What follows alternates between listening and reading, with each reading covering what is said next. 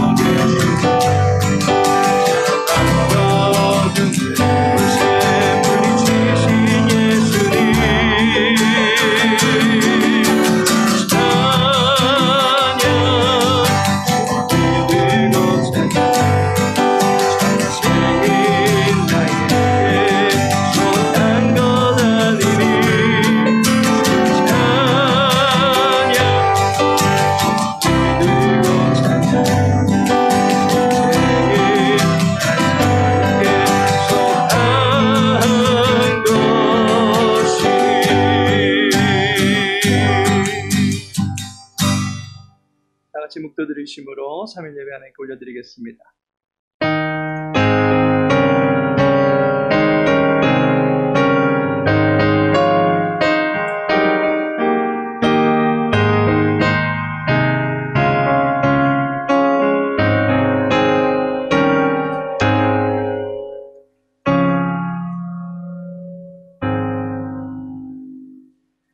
사랑의 주 하나님, 우리의 지혜가 되시어서 마음의 평강을 주장하시는 주님을 사랑합니다.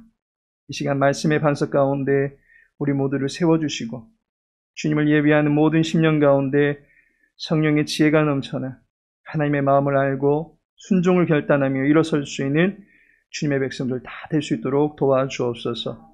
우리의 예배와 모든 예배자들을 주관하여 주시기를 간절히 소망하오며 예수님의 이름으로 기도합니다. 찬송가 442장 찬양하시고 우리를 대표하여 신영주 집사님 기도하시겠습니다.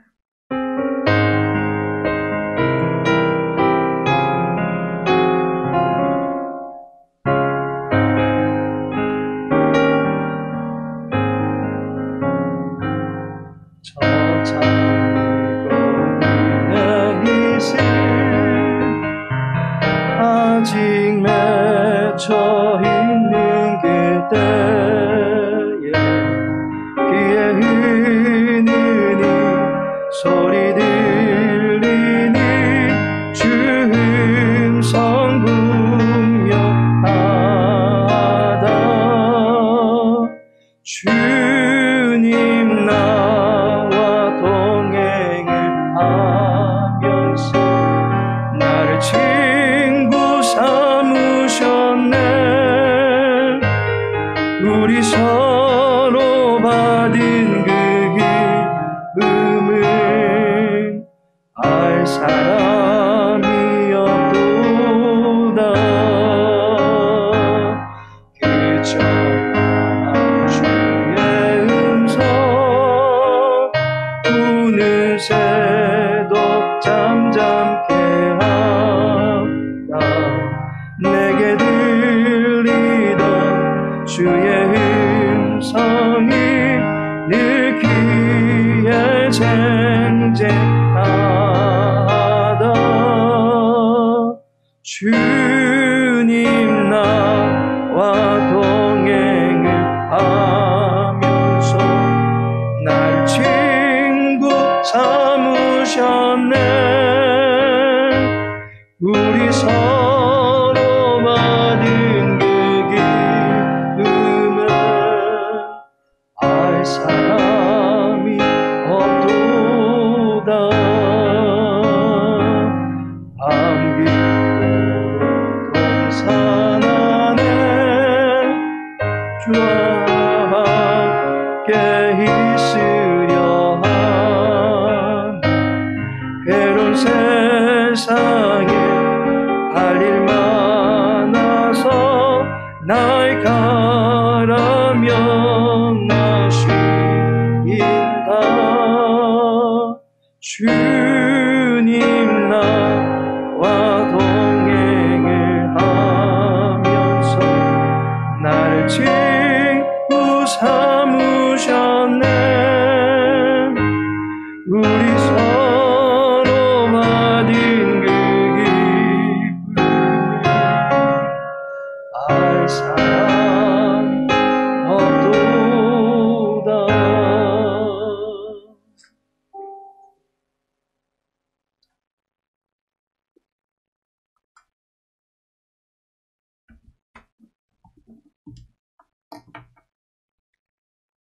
사랑과 은혜가 많으신 하나님 아버지, 오늘 수요 저녁 예배로 인도하신 것을 진심으로 감사드립니다.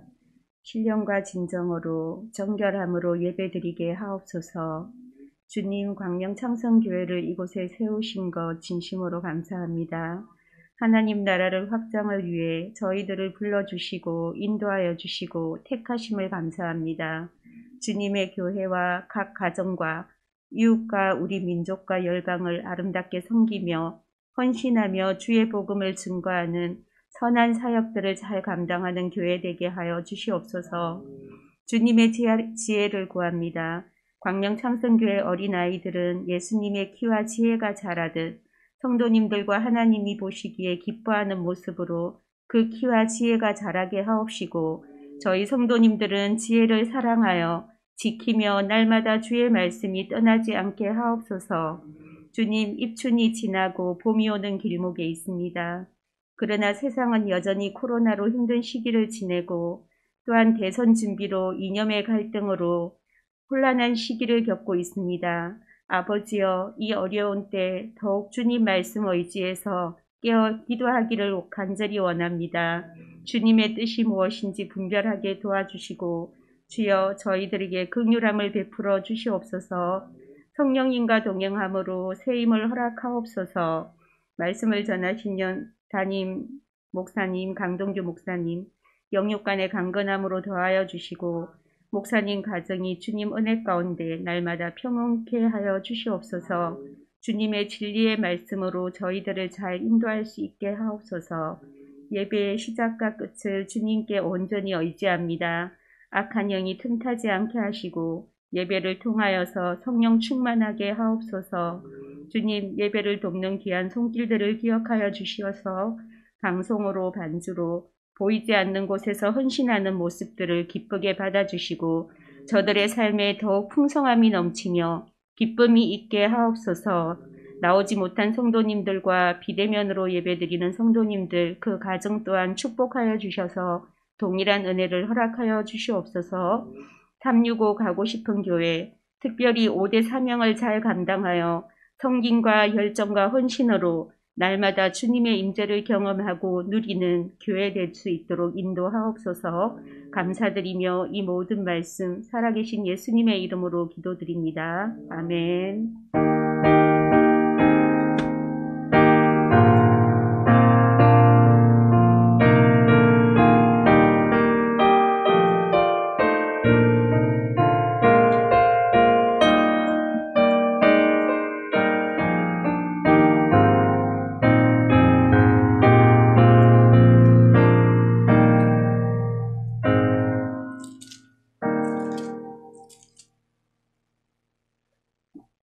이 시간 함께 나눌 말씀은 마태복음 15장입니다. 마태복음 15장 24절부터 28절까지의 말씀을 보도록 하겠습니다. 마태복음 15장 24절에서 28절까지의 말씀 우리 한 목소리로 읽도록 하겠습니다. 예수께서 대답하여 이르시되 나는 이스라엘 집에 잃어버린 양 외에는 다른 데로 보내심을 받지 아니하였노라 하시니 여자가 와서 예수께 절하며 이르되 주여 저를 도우소서. 대답하여 이르시되 자녀의 떡을 취하여 개들에게 던짐이 마땅하지 아니하니라. 여자가 이르되 주여 올소이다마는 개들도 제 주인의 상에서 떨어지는 부스러기를 먹나이다 하니 이에 예수께서 대답하여 이르시되 여자여 네 믿음이 크도다. 네 소원대로 되리라 하시니 그때로부터 그의 딸이 나으니라. 아멘. 오늘은 마태복음 15장 통독 강해 시간입니다. 지난주에는 명절이 있었던 관계로 통독 강해가 한 주 건너뛰었습니다. 오늘 다시 마태복음 통독 강해를 시작합니다. 기이하게도 마태복음의 딱 절반을 마치고 명절이 되었습니다. 어찌 보면 마태복음 통독 강해 전반전을 마치고 잠깐 휴식을 취하고 나오신 것 같습니다. 이제 남은 후반전도 열심히 참여하시고 잘 들으시고 통독하시기를 바라겠습니다. 아울러 열심히 필사도 하시기를 바라겠습니다. 필사 계속 하고 계시지요? 네. 마태복음 14장을 먼저 한번 기억을 되살려 보기를 원합니다. 마태복음 14장은 13장과 그 내용이 이어집니다. 13장에서 천국 비유를 통해서 하나님의 다스림은 어떠하다라고 하는 것을 비유로 알게 되었습니다. 그러면서 14장으로 나가면 세상의 다스림은 어떠한가 라고 하는 것과 하나님의 다스림은 우리의 삶 속에서 비유가 아니라 실제로는 어떻게 나타나는가라고 하는 것을 다루어 보았습니다. 먼저 세상의 통치 분위기는 어떠합니까? 진리를 무시하고 사람을 무시한다라고 말씀드렸습니다. 자기의 권위에 도전하는 사람은 죽이려고 달려드는 것이 세상입니다. 지금의 세상을 보시면 그대로 연출이 되고 있지 않습니까? 이 세상은 진리를 무시합니다. 그리고 다 자기들의 의견이 옳다라고 주장합니다. 세상은 사람들을 무시합니다.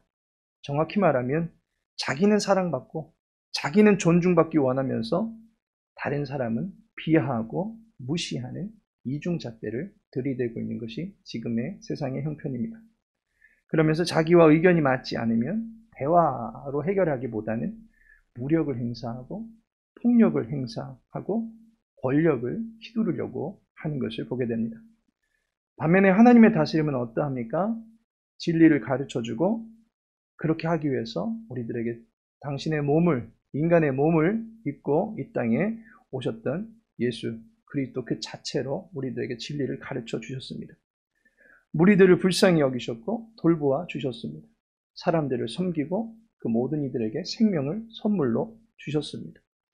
물에 빠져 죽어가는 이도 건져주시고 배고파 굶주린 이들을 먹여주시는 하나님의 다스림을 실제 역사의 현장에서 보게 되었습니다.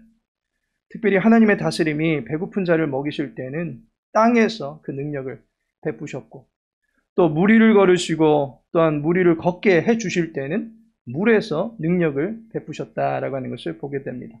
하나님의 다스림은 땅과 물, 땅과 바다, 온 자연 만물 안에서 충만하게 나타나고 있는 것입니다. 이것이 14장의 내용입니다. 그렇다면 이제 15장으로 넘어가고자 합니다. 15장에서 우리는 하나님의 다스림이 이제는 사방팔방으로 확장되고 있다, 확대되고 있다라고 하는 것을 보게 됩니다. 진리가 드러나는 영역이 점점 넓어져 가고 있다라고 하는 것을 15장에서 볼 수 있게 됩니다. 과연 그분의 진리가 어디에까지 나타나게 되는지 본문을 통독하시면서 한번 발견해 보시기를 바라겠습니다. 마태복음 15장을 펴시고 1절서부터 함께 천천히 읽도록 하겠습니다. 마태복음 15장 1절서부터 같이 읽도록 하겠습니다. 그때의 바리새인과 서기관들이 예루살렘으로부터 예수께 나와 이르되 당신의 제자들이 어찌하여 장로들의 전통을 범하나이까? 떡 먹을 때에 손을 씻지 아니하나이다. 대답하여 이르시되 너희는 어찌하여 너희의 전통으로 하나님의 계명을 범하느냐? 하나님이 이르셨으되 네 부모를 공경하라 하시고 또 아버지나 어머니를 비방하는 자는 반드시 죽임을 당하리라 하셨거늘 너희는 이르되 누구든지 아버지에게나 어머니에게 말하기를 내가 드려 유익하게 할 것이 하나님께 드림이 되었다고 하기만 하면 그 부모를 공경할 것이 없다 하여 너희의 전통으로 하나님의 말씀을 폐하는도다. 외식하는 자들아 이사야가 너희에 관하여 잘 예언하였도다. 일러스되 이 백성이 입술로는 나를 공경하되 마음은 내게서 멀도다. 사람의 계명으로 교훈을 삼아 가르치니 나를 헛되이 경배하는도다 하였느니라 하시고 무리를 불러 이르시되 듣고 깨달으라. 입으로 들어가는 것이 사람을 더럽게 하는 것이 아니라 입에서 나오는 그것이 사람을 더럽게 하는 것이니라. 이에 제자들이 나와 이르되 바리새인들이 이 말씀을 듣고 걸림이 된 줄 아시나이까? 예수께서 대답하여 이르시되 심은 것마다 내 하늘 아버지께서 심으시지 않은 것은 뽑힐 것이니 그냥 두라. 그들은 맹인이 되어 맹인을 인도하는 자로다. 만일 맹인이 맹인을 인도하면 둘이 다 구덩이에 빠지리라 하시니 베드로가 대답하여 이르되 이 비유를 우리에게 설명하여 주옵소서. 예수께서 이르시되 너희도 아직까지 깨달음이 없느냐? 입으로 들어가는 모든 것은 배로 들어가서 뒤로 내버려지는 줄 알지 못하느냐? 입에서 나오는 것들은 마음에서 나오나니 이것이야말로 사람을 더럽게 하느니라. 마음에서 나오는 것은 악한 생각과 살인과 간음과 음란과 도둑질과 거짓 증언과 비방이니 이런 것들이 사람을 더럽게 하는 것이요 씻지 않은 손으로 먹는 것은 사람을 더럽게 하지 못하느니라. 두로와 시돈 지방으로 들어가시니 가나안 여자 하나가 그 지경에서 나와서 소리질러 이르되 주 다윗의 자손이여 나를 불쌍히 여기소서 내 딸이 흉악하게 귀신 들렸나이다 하되 예수는 한 말씀도 대답하지 아니하시니 제자들이 와서 청하여 말하되 그 여자가 우리 뒤에서 소리를 지르오니 그를 보내소서. 예수께서 대답하여 이르시되 나는 이스라엘 집에 잃어버린 양 외에는 다른 데로 보내심을 받지 아니하노라 하시니 여자가 와서 예수께 절하며 이르되 주여 저를 도우소서. 대답하여 이르시되 자녀의 떡을 취하여 개들에게 던짐이 마땅하지 아니하니라. 주여 올소이다마는 개들도 제 주인의 상에서 떨어지는 부스러기를 먹나이다 하니 이에 예수께서 대답하여 이르시되 여자여 네 믿음이 크도다. 네 소원대로 되리라 하시니 그때로부터 그의 딸이 나으니라.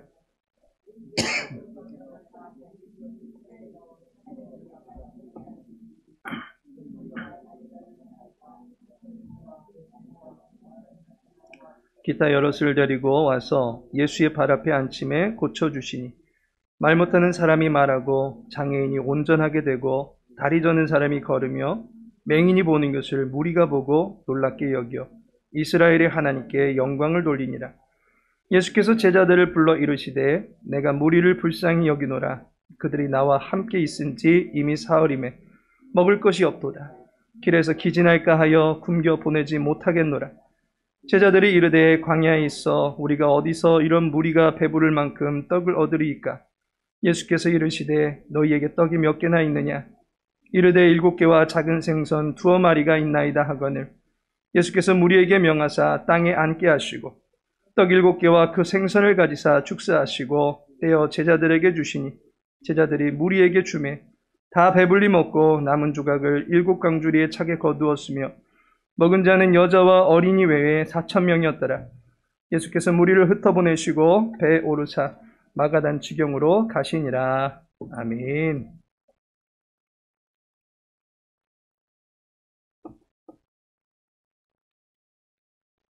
마태복음 15장의 구조를 먼저 보도록 하겠습니다. 본장은 하나님의 다스림의 영역이 어디에 나타나고 있는가라고 하는 것에 따라서 전반부와 후반부 둘로 나누어진다라고 볼 수 있습니다. 전반부는 1절부터 20절까지의 말씀으로 유대 땅에서 이루어지고 있는 주님의 다스림을 보여주고 있습니다. 1절을 보시면 그때의 바리새인과 서기관들이 예루살렘으로부터 예수께 나와 이르되 라고 말씀하고 있습니다. 예루살렘으로부터 예수님이 계신 곳까지 찾아온 사람들이 있었습니다. 그런데 지금 예수님이 계신 곳이 어디입니까? 마태복음 14장 34절을 보시면 그들이 건너가 게네사렛 땅에 이르니 라고 말씀하고 있습니다. 그렇다면 지금 예수님께서는 게네사렛 땅에 계시다라고 하는 것을 알게 됩니다.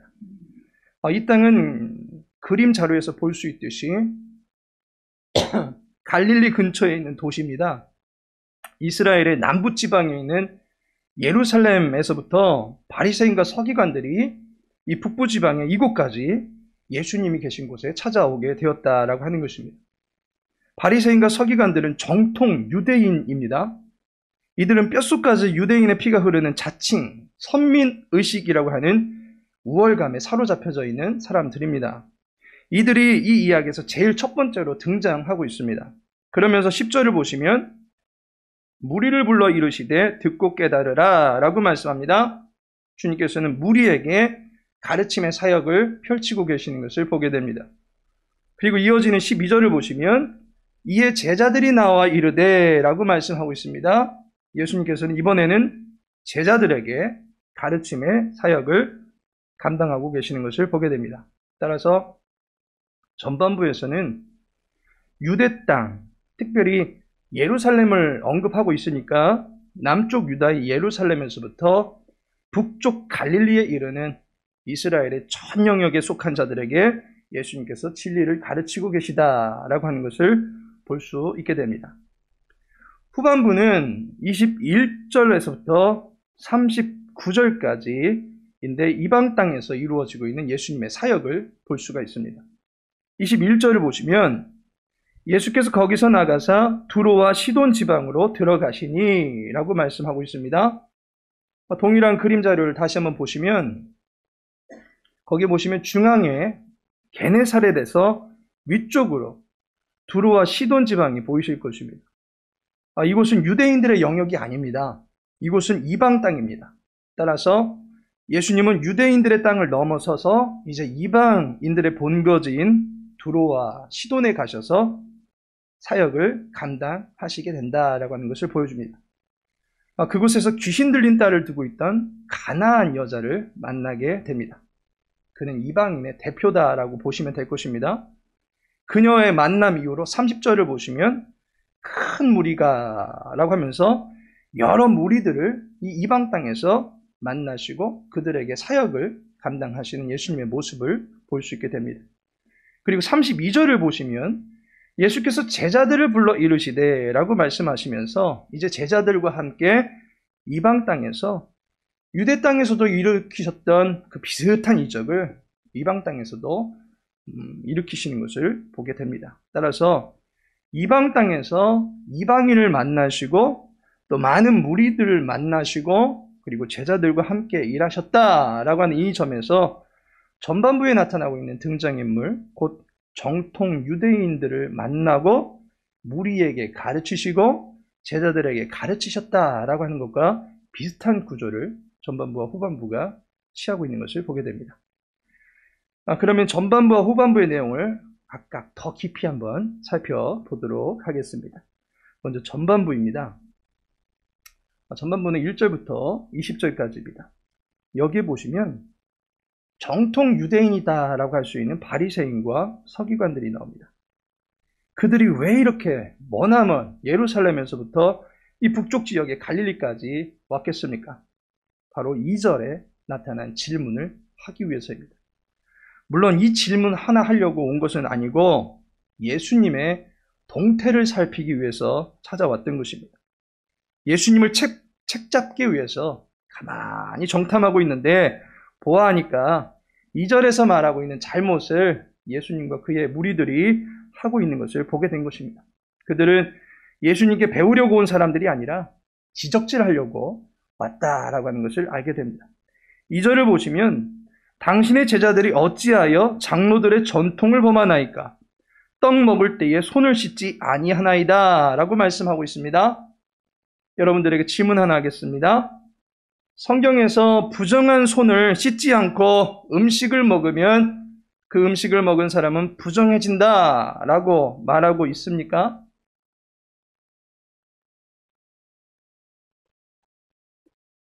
성경에서 음식을 먹을 때는 손 씻고 먹어라 라고 말하는 계명이 있습니까? 예? 없습니까? 있습니까? 없나요? 우리 장로님이 잘 알고 계시네요. 이것은 성경에 나오지 않습니다. 장로들의 전통에 나오는 이야기입니다. 그러면 장로들의 전통이 무엇입니까? 유대인들에게 있어서 율법은 613가지입니다. 하라는 명령 248개, 그리고 하지 말라는 명령 365개의 조항이 율법 안에 들어있습니다. 여호와께서 모세에게 전해준 말씀의 계명들을 집대성해 보니까 613가지 율법이 나옵니다. 이 말씀을 줄이면 10개가 되어서 무엇이 됩니까? 10계명이 되는 것입니다. 그리고 그 10개를 줄이면 하나님 사랑과 이웃 사랑이 2개로 요약이 되는 것이고, 이것을 또 1개로 줄여보면 대접받고 싶으면 대접하라 라고 하는 황금률로 요약이 되는 것입니다. 그런데 장로들의 전통은 이 613가지의 율법 조항에다가 세부 조항을 밑에다 달아놓은 것입니다. 예를 들어서 장로들의 전통은 안식일을 지켜라 라고 하는 그 분명한 율법 조항이 대명제로 있다면, 그러면 어떻게 하는 것이 안식일을 잘 지킬 수 있는 것인가 라고 하는 것을 두고서 그 밑에 쭈르르륵 세칙을 달아놨다라고 하는 것입니다. 바벨론 포로기 이후에 유대 땅으로 돌아온 랍비들이 하나님 말씀 잘 지키려고 하는 그런 선한 의도에서 이 전통들을 집대성한 것입니다. 열왕기상을 계속해서 살펴보고 있지만 여호와의 법도에서 지나쳐서 여호와의 법도에서 많은 사람들이 벗어났기 때문에 우리 민족이 하나님의 심판을 받고 포로기에 접어들 수밖에 없었다라고 하는 것을 교훈해주고 있습니다. 이 뼈저린, 뼈아픈 이 역사의 그 모든 것들을 교훈 삼아서 이제 바벨론 포로기에서 돌아온 유대인들은 하나님 말씀 잘 지켜야 되겠다라고 하는 그 다짐하면서 말씀 하나하나 소중하게 여기고 말씀 하나하나 버리지 아니하고 경솔히 취급하지 아니하고 최선을 다해 지켜나가려고 했던 것입니다. 그러다 보니까 어떻게 하면 더 잘 지킬 수 있을까라고 하는 세칙을 달아놓게 되었는데 그것이 바로 장로들의 전통이다라고 하는 것입니다. 처음에는 잘 지키려고 그렇게 만들어놨는데 시간이 지나면서 처음의 동기와는 다르게 이후로는 잘 지키려고 하는 것이 아니라 잘 지키는지 못 지키는지 지적질하기 위한 용도로 이것이 사용되어지고 있다라고 하는 것입니다. 심지어 하나님의 말씀에는 없는데도 불구하고 이 전통을 지키지 않으면 마치 하나님의 말씀을 어기는 것이다 라고까지 확대 해석하기까지 이르렀습니다. 그 대표적인 것이 바로 2절의 말씀입니다. 손 안 씻고 음식 먹으면 부정해진다라는 것입니다. 유대인들의 그 손 씻는 이 장로들의 전통을 보시면 손을 씻기 위해서는 물의 양은 얼만큼 준비해야 되고 그리고 손을 씻을 때는 먼저는 손을 위로 구부린 다음에 손가락이 아니라 손목에다가 물을 쫙 부어가지고 물이 흘러내리게끔 하고 그 다음에는 손을 아래로 해가지고 이 물들이 손가락을 타고 쭉 내려갈 수 있게끔 하고 그 다음에 주먹을 쥔 다음에 왼손부터 이렇게 하고 그리고 만약에 5명 이상의 사람들이 모이게 되었을 때는 그 이하일 때는 충분한 이 풀 버전을 가지고 손을 씻어야 되지만 5명 이상의 사람들이 모여가지고 한꺼번에 씻어야 될 때는 요약 버전이 또 있습니다. 약식으로 또 씻어가지고 빨리빨리 사람들이 씻을 수 있게끔 그렇게 처리해야 된다라고 하는 장로들의 전통이 있습니다. 그래서 손 한 번 씻는데도 엄청나게 기가 빨려버린다라고 볼 수가 있습니다. 아니 이렇게 되면 하나님 믿겠습니까? 그래서 예수님께서 하시는 말씀이 바로 3절입니다. 너희가 어찌하여 너희의 전통으로 하나님의 계명을 범하느냐라고 하는 것입니다. 전통이 하나님 말씀보다 더 우선이 되어 버려 있는 것을 지적하고 있는 것입니다. 그러면 누가 말씀을 따라서 살겠습니까? 전통에 치여서 그야말로 노이로제에 걸릴 판입니다. 신경쇠약에 걸리겠습니다. 예수님은 정통 유대인들이라고 하는 사람의 신앙의 상태가 이 수준밖에 되지 않느냐라고 하는 것에 대해서 그들에게 일침을 가하고 있는 것입니다. 그리고 10절에 나오는 무리들과 12절에 나오는 제자들에게 하나님의 계명이 무엇인지 가르쳐 줍니다. 입에 무엇이 들어가든 그것이 우리를 부정하게 하는 것이 아니라는 것입니다. 손이 더러운 상태에서 음식을 먹는다고 지옥 가는 것이 아니다라는 것입니다. 도리어 우리를 부정하게 하는 것은 들어가는 것이 아니라 마음에서부터 나오는 것들이 우리를 부정하게 만든다라고 말씀해 주고 있습니다. 마음의 더러움을 우리의 입으로 고백합니다. 우리의 행위로 나타냅니다. 우리의 생각에 오래도록 그 더러운 것들을 품고 있습니다. 때문에 마음의 부정을 해결하는 것이 급선무지 손 씻었는지 그렇지 않았는지 등의 성경에도 없는 것 가지고 신앙의 상태를 체크하려고 하는 것을 경계시키는 가르침을 우리들에게 주고 있는 것입니다. 두 번째로 후반부의 이야기를 한번 살펴보겠습니다. 후반부는 21절에서 39절까지입니다. 21절을 보시면 예수님께서 게네사렛 땅을 떠나서 두로와 시돈 지방으로 올라가십니다. 그곳에서 사정이 참담한 한 여인을 만나게 됩니다. 22절을 보시면 가나안 여자 하나가 그 지경에서 나와서 소리질러 이르되 주 다윗의 자손이여 나를 불쌍히 여기소서 내 딸이 흉악하게 귀신 들렸나이다 하되 라고 말씀하고 있습니다. 이방 땅에 갔더니 가나안 여자 하나가 예수님께 찾아와서 간청을 합니다. 자기 딸이 흉악하게 귀신 들렸다라고 하면서 도움을 요청합니다. 여기서 흉악하게 귀신 들렸다라고 하는 말은 귀신이 흉악하게 생겼다라고 하는 그런 의미가 아닙니다. 귀신은 보이지 않습니다. 비참하게 되었다라고 하는 그런 의미입니다. 귀신 때문에 이 딸 아이의 삶이 비참해지게 되었다라고 하는 그런 의미입니다. 세상에 눈에 넣어도 아프지 않은 것이 자녀 아닙니까? 그런데 그 아이가 비참해지는 모습을 보고 있는 엄마의 마음이 어떠하겠습니까? 엄마는 이 아이의 얼굴에 웃음꽃이 피어날 수 있기를 바라지 않겠습니까? 엄마는 자기 아이가 평안하게 잠자는 모습을 보고 싶지 않겠습니까? 엄마는 자식이 엄마가 해준 밥이 제일 맛있어 라고 하면서 엄마 입에도 음식을 넣어주고 그리고 자기도 오물오물 씹어 먹으면서 따스한 식탁 교제를 함께 나누는 그런 모습을 보고 싶지 않겠습니까? 그런데 그렇게 예쁘고 귀엽고 앙증맞은 모습은 온데간데 없이 사라지고 비참하게 보인다라는 것입니다. 그래서 예수님께 이 딸아이의 사정을 해결해 달라고 찾아온 것입니다. 그런데 예수님이 어떻게 하십니까? 23절에 예수는 한 말씀도 대답하지 아니하시니 아예 무시 모드로 나아가셨습니다. 그러니 여자가 더 애타는 자세로 소리를 지릅니다. 그러자 예수님께서 24절에 나는 이스라엘 집에 잃어버린 양에는 다른 데로 보내심을 받지 아니하였노라 라고 말씀하시면서 내가 너와 상관이 없다라는 식으로 냉소적으로 대하십니다. 그래도 여자가 떨어지지 않으면서 더 가까이 예수님께 나와서 간청을 합니다. 이때 예수님께서 진짜 예수님 맞으신가? 라고 하는 그런 생각이 들 정도로 평소의 모습과는 다른 말씀을 하십니다. 26절에 자녀의 떡을 취하여 개들에게 던짐이 마땅하지 아니하니라. 이전까지는 보기에 흉측한 나병 환자도 만지시면서 고쳐주셨던 분이 예수님이십니다. 목자 없는 무리들의 처지를 보시면서 눈물까지 글썽이셨던 분이 예수님이십니다. 그런데 한 여자가 이렇게까지 매달리는데 그녀를 향해서 하시는 말이 넌 개야 라고 하는 식으로 말하고 계십니다. 너무나 무시무시한 태도로 이 여인을 대하시는데 놀라운 일은 이 여인의 태도입니다. 27절에 여자가 이르되 주여 올소이다마는 개들도 제 주인의 상에서 떨어지는 부스러기를 먹나이다 라는 것입니다. 예수님이 옳다는 것입니다. 자신을 개라고 보셔도 맞다는 것입니다. 그런데 그 개도 자녀들의 몫이 있다 할지라도 거기에서 떨어지는 부스러기를 먹을 수 있다라고 하는 것입니다.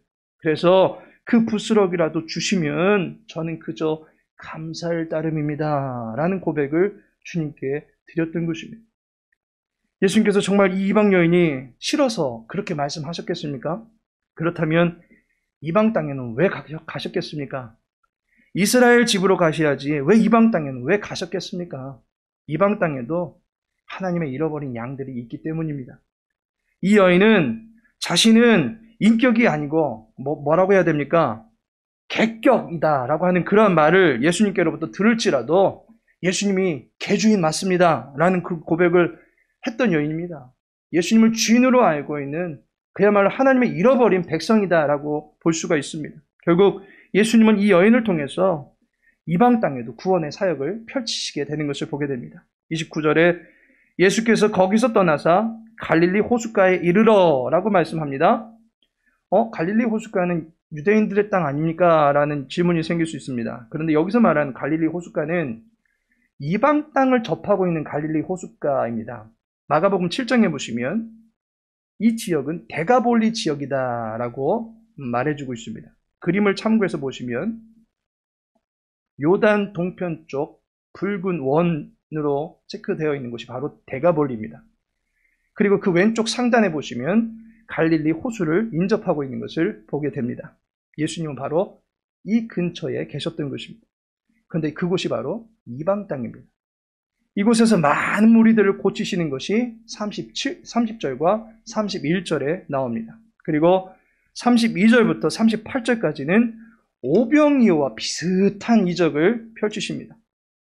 7개의 떡과 물고기 2마리가 아니고 두어 마리입니다. 따라서 칠병이어라고 말하는 데는 좀 어폐가 있습니다. 두어 마리라고 하는 것은 유대인들의 측량 수준에 비춰볼 때 아주 작은 양이다라고 하는 것을 의미하는 것입니다. 아주 작은 양의 식량을 가지고 38절에 나타난 이적의 결과를 만들어내신 것을 보게 됩니다. 먹은 자는 여자와 어린이 외에 4,000명이었더라. 하나님께서 사랑하시는 성도 여러분, 마태복음 13장에서 천국의 비유가 나오는데 그 비유 중에 하나가 천국은 겨자씨 한 알 같은데 나중에는 나무가 되고 새들이 와서 깃드는 안식처가 된다라고 하는 것을 이야기해주고 있습니다. 예수님의 다스림의 능력은 온 천지 만물에도 나타나지만 사방팔방 모든 곳에 있는 사람들에게도 나타난다라고 하는 것을 15장에서 볼 수가 있습니다. 유대인이건 비유대인이건 인종과 성별, 나이에 상관없이 예수님은 수고하고 무거운 짐을 지고 있는 모든 이들의 안식처가 되시기 위해서 모든 사람들을 찾아가시고 그들을 위하여 일하시는 것을 보게 됩니다. 이런 주님의 일하심을 보게 될 때 우리 또한 천국의 수혜자가 되어야 되지 않겠습니까? 모든 사람들에게 당신의 영향력이 미치기를 바라시면서 땅과 바다로 또한 동서남북 어디든지 다니시면서 천국의 곳간 안에 모을 수 있는 알곡들을 주님께서 찾고 계십니다. 그리고 그물로 집어가지고 그릇에 담을 수 있는 좋은 고기를 예수님께서 찾고 계십니다. 이러할 때 우리도 그분 앞에 나아가서 나도 골라주세요, 나도 모아주세요 라고 해야 되지 않겠습니까? 나도 가지에 앉아서 지저귀는 새처럼 쉼을 얻고 평화를 노래하듯 예수님 품 안에서 안식을 얻고 싶습니다 라고 해야 되지 않겠습니까? 주님의 나라에서 떨어지는 은혜의 부스러기일지라도 우리는 영원히 만족하고 배부를 수 있는 충만한 사랑으로 임하게 되는 것인 줄로 믿습니다. 주님을 놓치면 우리는 죽습니다. 주님께 한 번이 안 되면 두 번이 안 되면 세 번 계속해서 매달리고 나는 부정하고 나는 옳지 못한 자이지만 주님이 오르시기에 주님의 능력이 있으시기에 나를 다스려달라고 계속해서 부르짖어야 되지 않겠습니까? 야곱처럼 나는 도둑놈입니다. 하지만 세상의 자원이 아닌 하늘의 신령한 복이 이제 내 보따리에 채워져야 되지 않겠습니까? 하나님의 사람을 붙들고 늘어질 때에 야곱의 이름이 이스라엘로 바뀌어졌던 것을 보게 됩니다. 부정한 우리도 예수님 붙들고 나는 예수님을 주인으로 섬기는 개가 되어도 좋으니까, 주님의 은혜 부스러기라도 맛보는 거 좋으니까 주님 긍휼히 여겨주옵소서라고 할 때 우리는 주님께로부터 은혜를 받게 되는 축복을 잊게 되는 줄로 믿습니다. 주님이 이방 땅에 가셨던 것은 그녀와 그의 자녀를 살리기 위해서입니다. 그 주님의 목적 앞에 믿음으로 겸손으로 반응할 때 결국 여인의 얼굴에서 웃음꽃이 피었고 그의 자녀가 비참함에서 벗어나서 존귀함을 덧입게 되었던 것을 보게 됩니다. 이 땅에 오신 예수님은 우리를 살리기 위하여 오신 것입니다. 그 주님의 다스림이 우리의 영혼의 유일한 쉼과 평화를 만들어 주실 수 있음을 믿고 주님만 부르짖고 주님만 믿고 나갈 수 있는 저와 여러분 되어지기를 소망합니다. 나 이런 사람이야 라고 하던 정통 유대인들은 예수님께 질책을 받았지만 저는 개입니다 라고 하면서 주님의 선처를 바랐던 여인은 믿음이 크다라고 하시면서 칭찬을 받았습니다. 주님의 불쌍히 여겨주심이 내 삶의 유일한 힘이요 돌파구가 된다라고 하는 사실을 믿고 주님만 의지함으로 말미암아 큰 믿음이 네게 있노라 주님의 기쁨이 되어줄 수 있는 복된 주님의 백성들 다 되시기를 예수님의 이름으로 축복합니다. 다 같이 기도합니다. 아버지 하나님, 주님을 사랑합니다. 주님을 의지합니다. 우리를 불쌍히 여겨 주옵소서. 주님의 은혜가 없으면 일어설 수도 없고 살아갈 수도 없고 숨쉴 수도 없습니다. 주님의 은혜가 없이 하나님과 상관없이 살아가는 것은 결코 행복이 아닙니다. 주님, 우리를 주님의 품 안에 거하게 하셨으니 그 사랑을 확신하며 살아갈 수 있는 평생이 될 수 있도록 도와주옵소서. 바라고 원하는 간구의 소원들이 있습니까? 부스러기 은혜라도 줬사오니 우리의 삶에 주님의 은혜를 내려주셔서 그 은혜에 만족하며 주님을 기뻐하며 주님을 따르며 살아가는 우리들의 삶이 될 수 있도록 인도하여 주옵소서. 모든 삶을 주께 의탁하며 예수님의 이름으로 기도합니다. 446장입니다.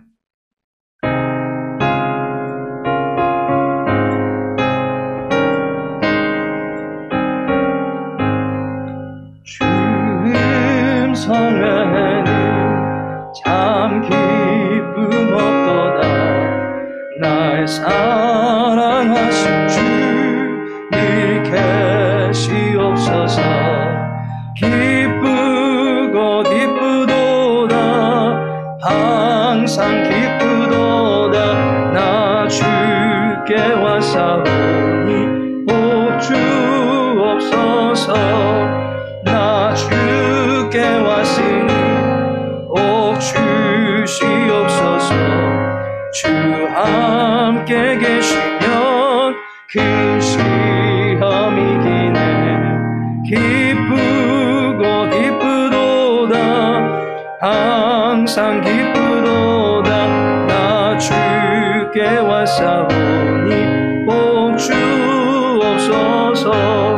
주 떠나가시면 내 생명 헛되네. 기쁘나 슬플 때 늘 계시옵소서. 기쁘고 기쁘도다. 항상 기쁘도다. 나 주께 왔사오니 복 주옵소서. 그 귀한 언약을 이루어주시고 주 명령 따를 때 늘 계시옵소서. 기쁘고 기쁘도다. 항상 기쁘도다. 나 주께 왔사오니 복 주옵소서.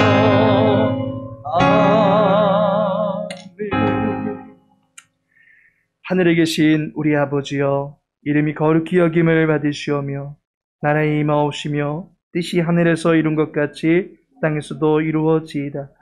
오늘날 우리에게 일용할 양식을 주옵시고 우리가 우리에게 죄 지은 자를 사하여 준 것 같이 우리 죄를 사하여 주옵시고 우리를 시험에 들게 하지 마옵시고 다만 악에서 구하옵소서. 대개 나라와 권세와 영광이 아버지께 영원히 있사옵나이다. 아멘.